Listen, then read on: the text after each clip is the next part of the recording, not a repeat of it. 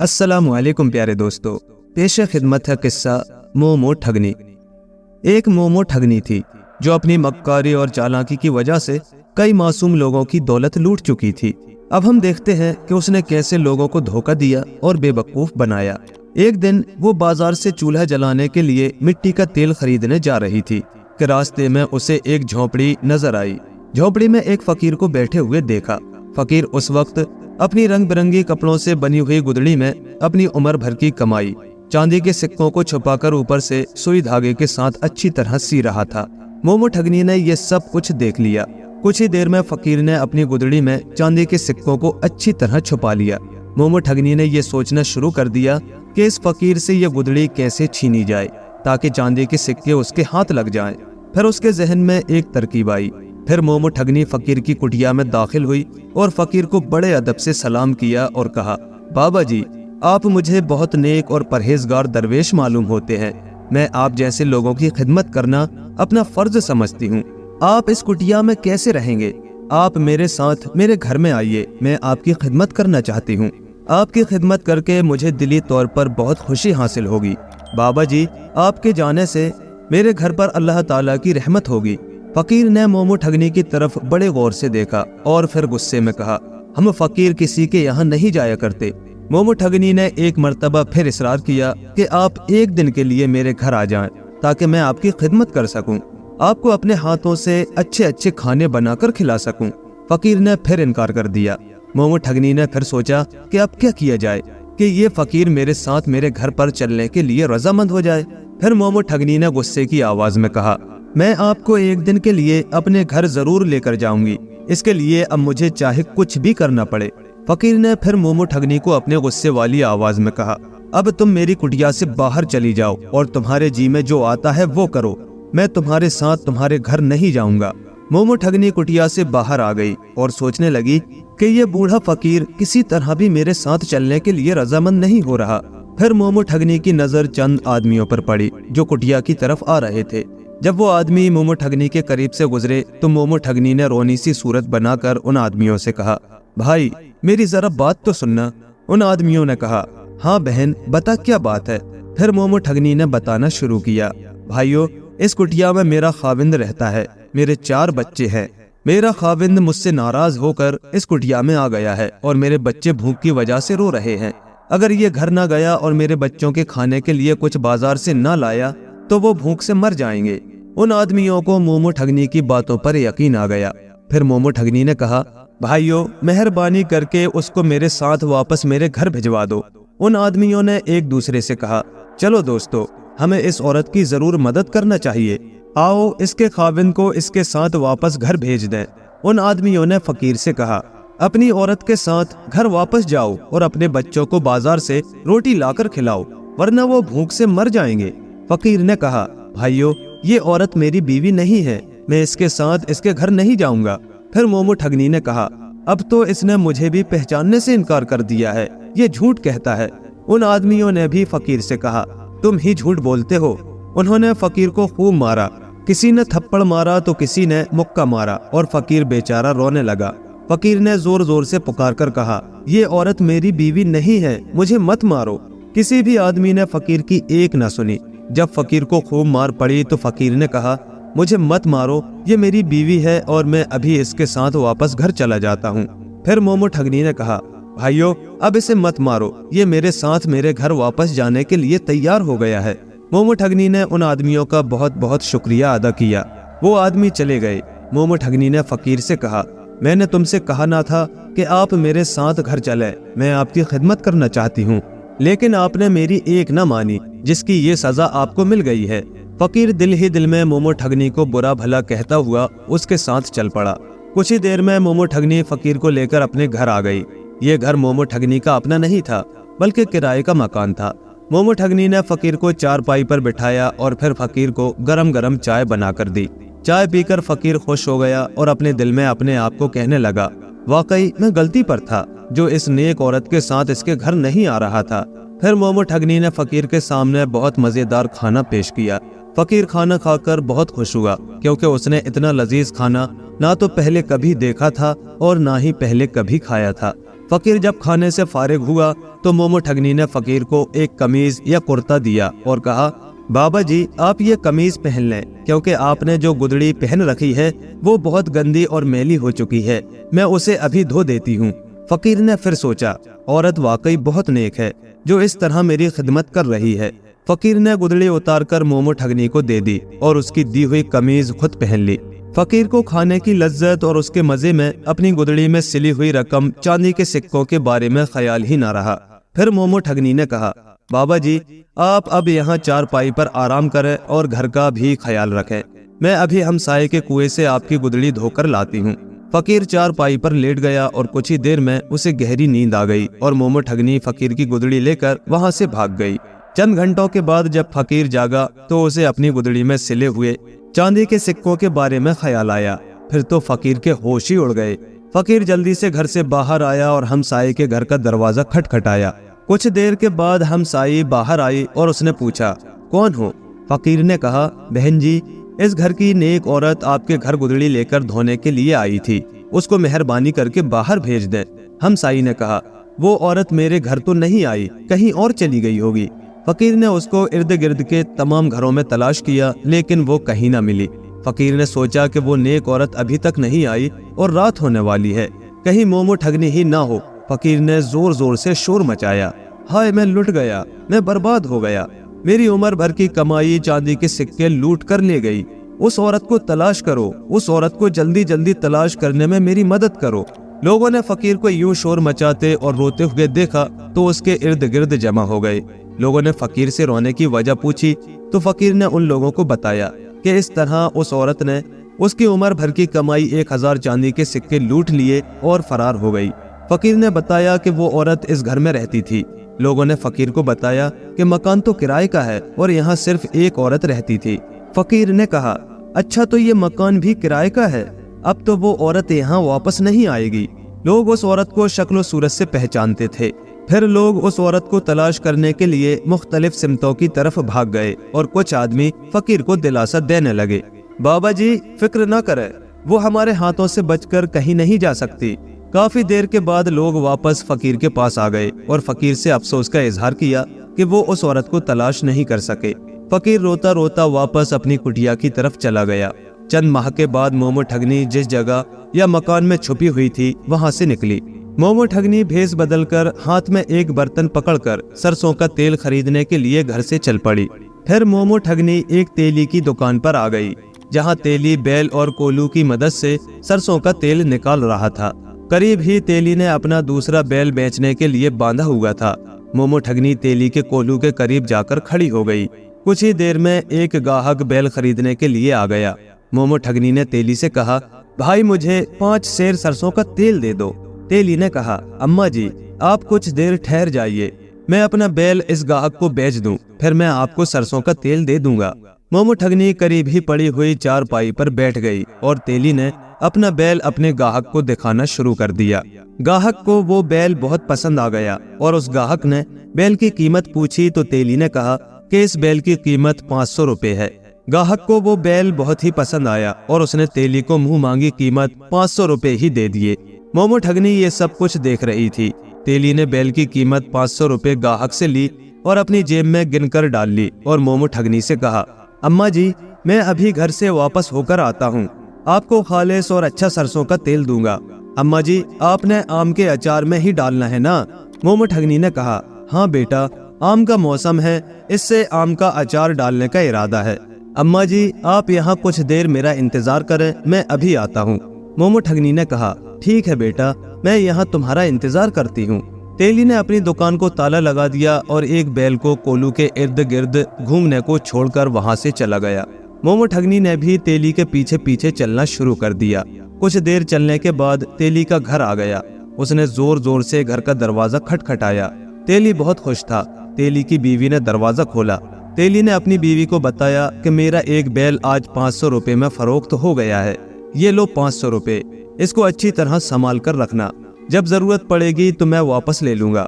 तेली बैल की कीमत 500 रुपए देकर वापस अपनी दुकान की तरफ चल पड़ा।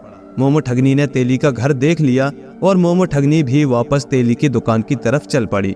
कुछ ही देर में मोमो ठगनी तेली की दुकान पर पहुंच गई और उस चारपाई पर जाकर बैठ गई और तेली कुछ देर के बाद वहां पहुंचा। तेली ने जल्दी से अपनी दुकान का ताला खोला और मोमो ठगनी को 5 सेर सरसों का तेल दे दिया। मोमो ठगनी सरसों का तेल लेकर वहां से चल पड़ी और तेली अपनी कोलू और बैल और तेल निकालने में मसरूफ हो गया। मोमो ठगनी सरसों का तेल लेकर तेली के घर आ गई। मोमो ठगनी ने तेली के घर का दरवाजा खटखटाया। तेलन बाहर आई। जब उसने बाहर देखा तो एक बड़ी अम्मा उसके सामने खड़ी है। तेलन ने इस अम्मा को पहले कभी नहीं देखा था। मोमो ठगनी ने अपने सर पर लाल रंग की मेहंदी लगाई हुई थी और सर पर सफेद रंग का दुपट्टा लिया हुआ था और हाथ में एक घड़ा पकड़ा हुआ था जिसमें सरसों का तेल था। मोमो ठगनी ने पहले तो तेली की बीवी के सर पर हाथ फेरा और दुआ सलाम के बाद तेली की बीवी से कहा, बेटी, मैं आज तुम्हारे खाविंद की दुकान पर सरसों का तेल खरीदने गई थी क्योंकि आमों का मौसम है और मैं आमों का अचार डालना चाहती थी, इसलिए तुम्हारे खाविंद से तेल खरीदने के लिए गई थी। तुम्हारा खाविंद बहुत अच्छा आदमी है और बाजार में उसकी दुकान बहुत मशहूर है क्योंकि खालिस और अच्छा सरसों का तेल फरोख्त करता है। तुम्हारा खाविंद इस वक्त कोलू और बैल के जरिए सरसों से तेल निकालने में मसरूफ था। मैं हाजन हूँ। तुम्हारे खाविंद को मुझ पर यकीन है। उसने मुझसे कहा है कि अम्मा हाजन, तुम मेहरबानी करके मेरे घर जाओ और मेरी बीवी से 500 रुपए लेकर वापस आ जाओ और मेरी बीवी से कहना, तुम्हारा खाविंद अभी अभी जो बैल फरोख्त करके उसकी कीमत 500 रुपए तुमको देकर गया है वो वापस दे दो, क्योंकि मैंने जिस शख्स को बैल फरोख्त किया था वो बैल वापस लेकर आ गया है और अब कहता है कि मेरे पैसे वापस कर दो। मुझे ये बैल पसंद नहीं है। अगर मैं खुद 500 रुपए वापस लेने के लिए गया तो मेरी कहानी खराब हो जाएगी। कहानी तेल निकालने को भी कहते हैं। तेली की बीवी को उस हाजन मोमो ठगनी की बातों पर यकीन आ गया। तेली की बीवी को उस वक्त मोमो ठगनी हाजन नजर आ रही थी। उसने जल्दी से 500 रुपए लाकर मोमो ठगनी को दे दिए।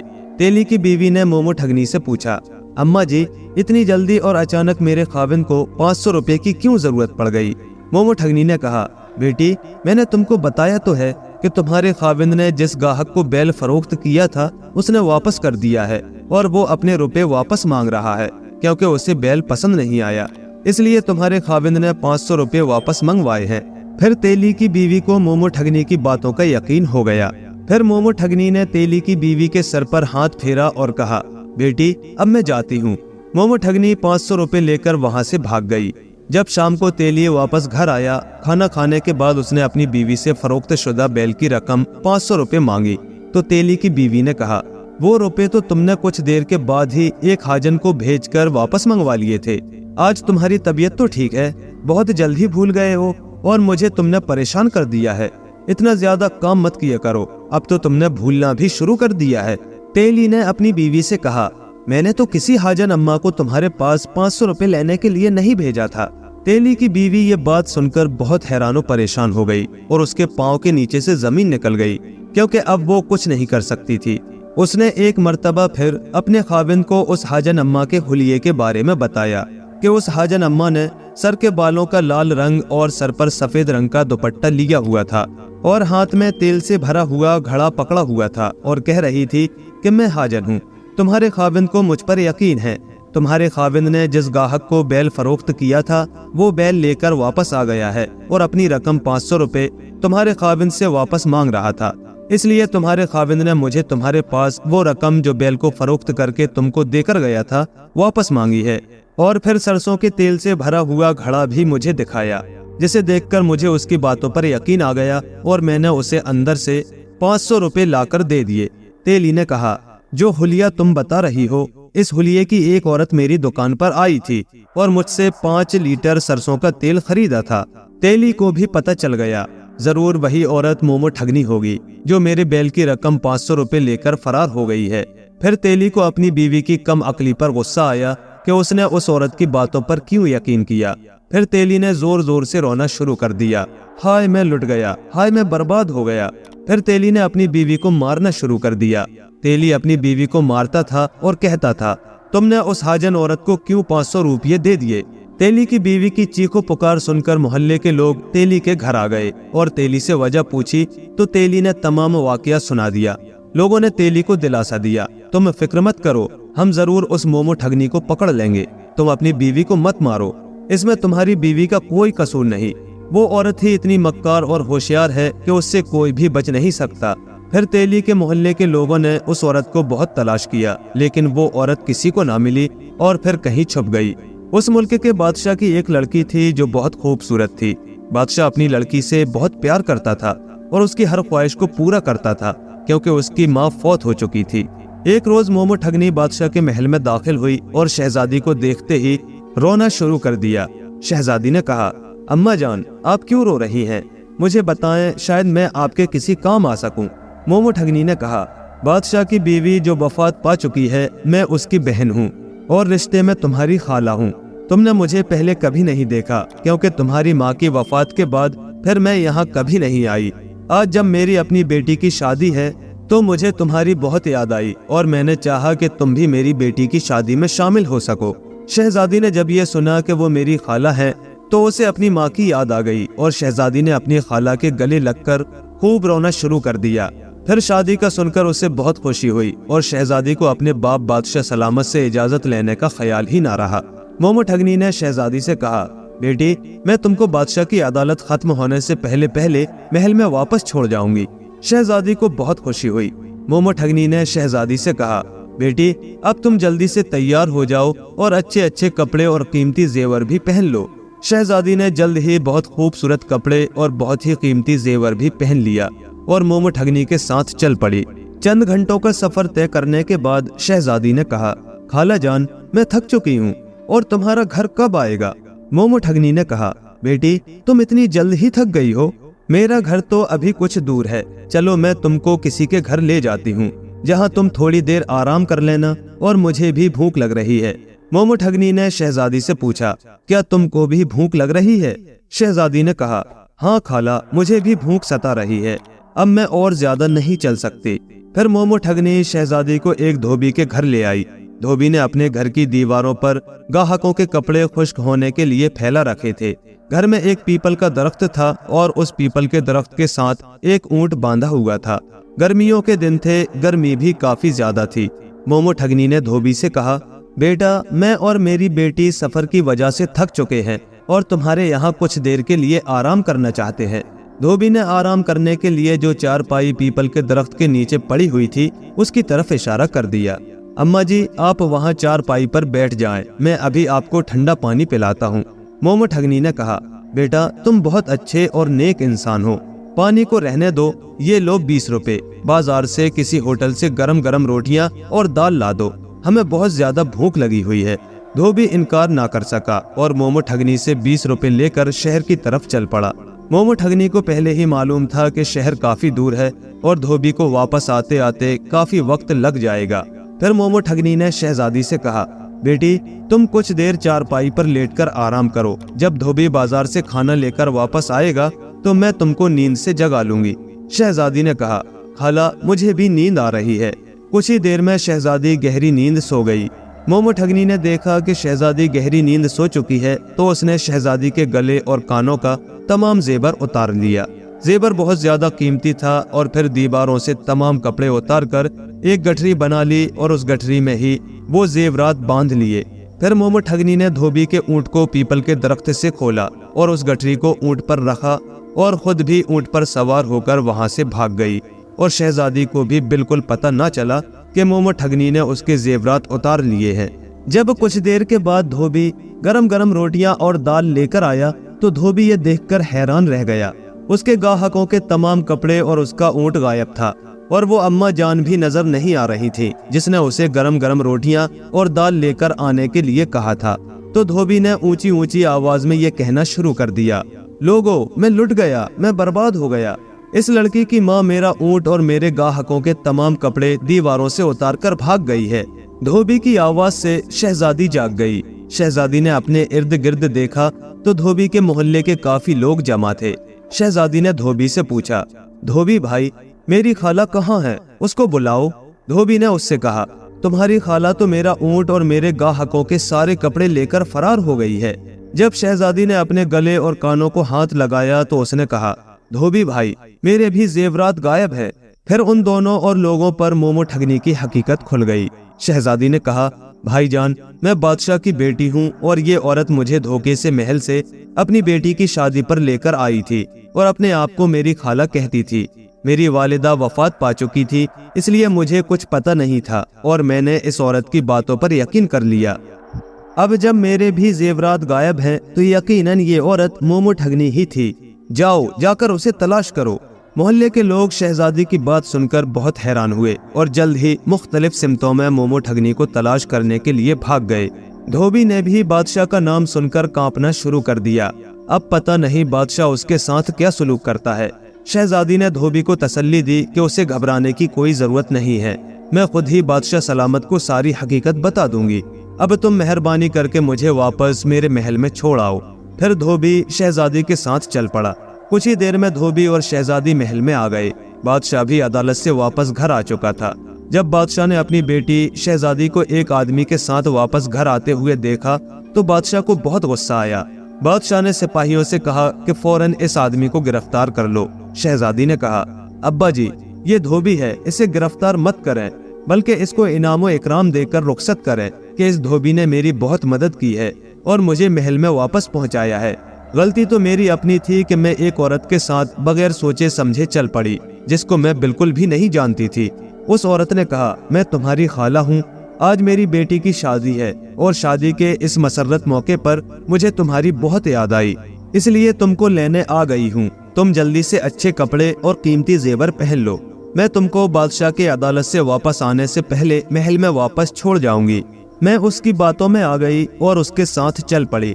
जब काफी फासला तय करने के बाद मैं थक गई तो वो औरत मुझे इस धोबी के घर ले गई।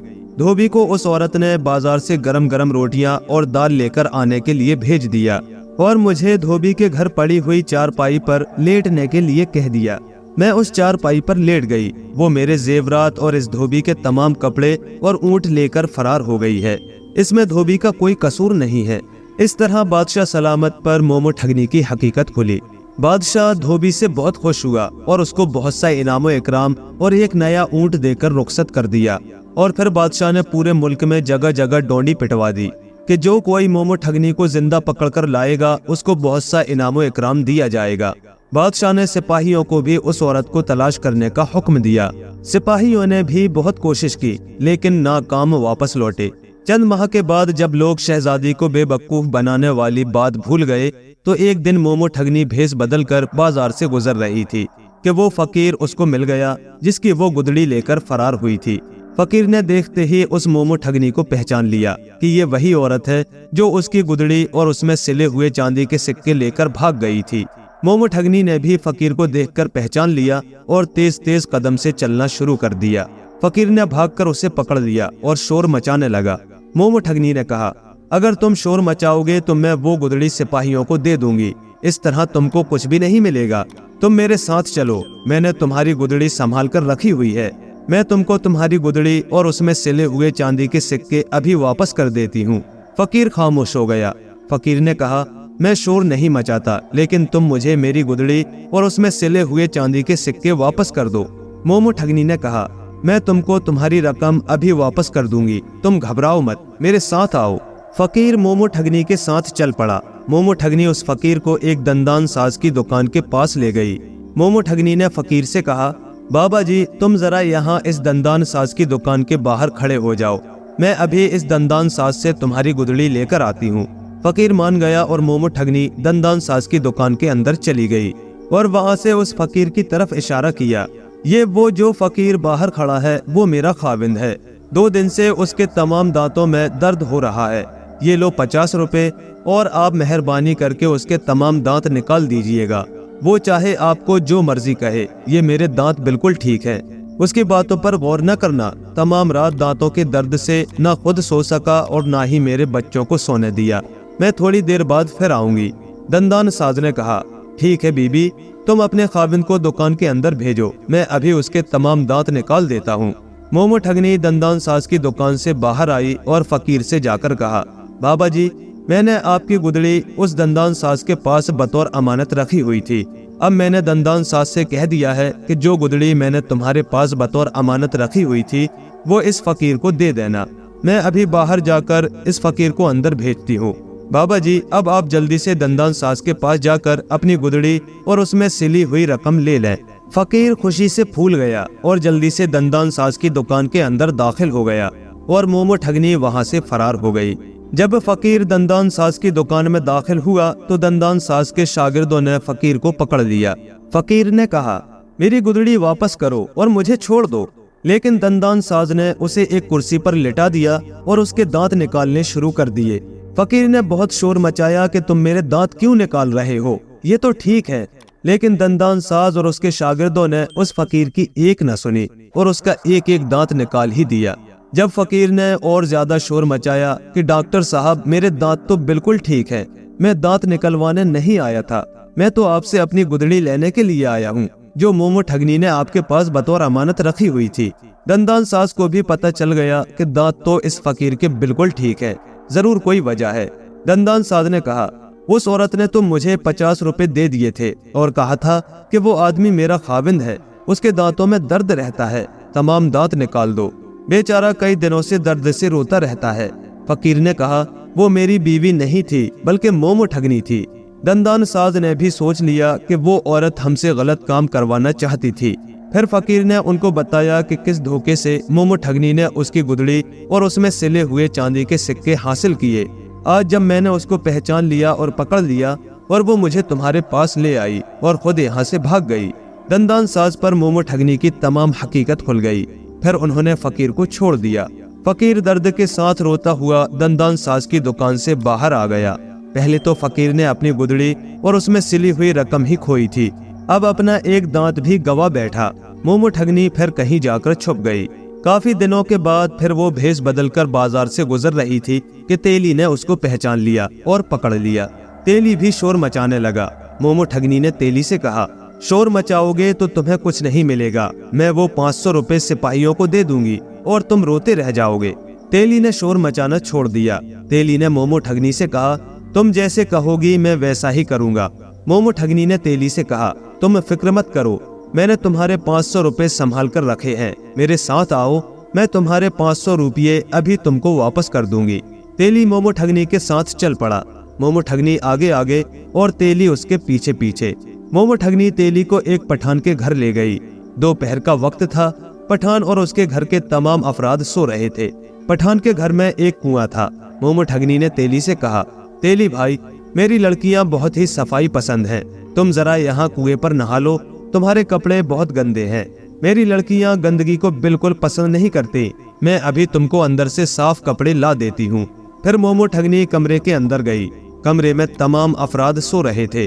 मोमो ठगनी कमरे से पठान के कपड़े उठा लाई और लाकर तेली को दे दिए और कहा, नहाने के बाद ये साफ कपड़े पहनकर अंदर आकर अपना 500 रुपये ले जाना। तेली दिल ही दिल में खुश हो गया क्योंकि अब उसे 500 रुपये मिल जाने की मुकम्मल उम्मीद हो गई थी। तेली ने सोचा, मोमो ठगनी जो कहती है मानने ही में फायदा है, अगर नाराज हो गई तो मुझे कोई 500 रुपये नहीं मिलेंगे। तेली नहाने में मसरूफ हो गया और मोमो ठगनी वहां से फरार हो गई। तेली जब नहाकर और पठान के कपड़े पहनकर फारिग हुआ तो उसने जोर जोर से पठान के कमरे का दरवाजा खटखटाया तो अंदर से एक पठान आंखें मलता हुआ कमरे से बाहर आ गया। जब उसने बाहर तेली को अपने कपड़े पहने हुए खड़ा देखा तो पठान को बहुत गुस्सा आया और तेली को मारना शुरू कर दिया। काफी मारने के बाद पठान ने तेली को छोड़ दिया। फिर तेली ने पठान को बताया कि किस तरह मोमो ठगनी ने मेरे 500 रुपए बैल वाले धोखे से हासिल किए और किस तरह अब उसने तुम्हारे कपड़े मुझे पहुंचा दिए। तुमने मुझे नाहक मारा है, मेरी बात नहीं सुनी। फिर पठान को पता चला कि तेली तो बेकसूर है। उस पर मोमो ठगनी की हकीकत खुली तो पठान ने तेली से माफी मांगी और तेली बेचारा रोता हुआ वापस अपने घर आ गया। तेली ने पहले तो बैल के 500 रुपए खोए थे, अब पठान से बहुत ज्यादा मार भी खाई मोमो ठगनी को पकड़कर। मोमो ठगनी फिर कहीं जाकर छुप गई। फिर चंद माह के बाद जब भेष बदलकर बाहर निकली तो धोबी ने मोमो ठगनी को पहचान लिया। धोबी ने भी शोर मचाना शुरू कर दिया, लोगों ये देखो मोमो ठगनी, मैंने इसको पकड़ लिया है। मोमो ठगनी ने धोबी से कहा, तुम शोर मत मचाओ, मैं तुम्हारा ऊंट और तमाम कपड़े वापस कर दूंगी। अगर तुम शोर मचाओगे तो तुमको कुछ भी नहीं मिलेगा। वो ना माना। धोबी ने मोमो ठगनी से कहा, मैं तुमको बादशाह सलामत के पास लेकर जाऊंगा। मोमो ठगनी ने कहा, मुझे बादशाह सलामत के पास लेकर मत जाओ, मैं तुमको तुम्हारा तमाम सामान और शहजादी के जेवरात भी देती हूँ, तुम मेरे साथ मेरे घर आ जाओ, मैंने तमाम चीजें संभाल कर रखी हुई है। लेकिन धोबी मोमो ठगनी को लेकर बादशाह सलामत के महल में आ गया। बादशाह सलामत ने अपनी बेटी से कहा, बेटी इस औरत को पहचानो, क्या ये औरत ही मोमो ठगनी है? शहजादी ने उस औरत को देखकर कहा, हाँ अब्बाजान, इसी औरत ने मेरे साथ धोखा किया था। बादशाह सलामत ने अपने सिपाहियों को हुक्म दिया कि इस औरत के सर के तमाम बाल काट कर और इसका मुंह काला करके इसको काने गधे पर बिठाकर सारे शहर का चक्कर लगाया जाए और फिर सारे शहर का चक्कर लगवाने के बाद इसको दरिया में डुबोकर वापस आ जाना। सिपाहियों ने बादशाह सलामत के हुक्म की तामील की।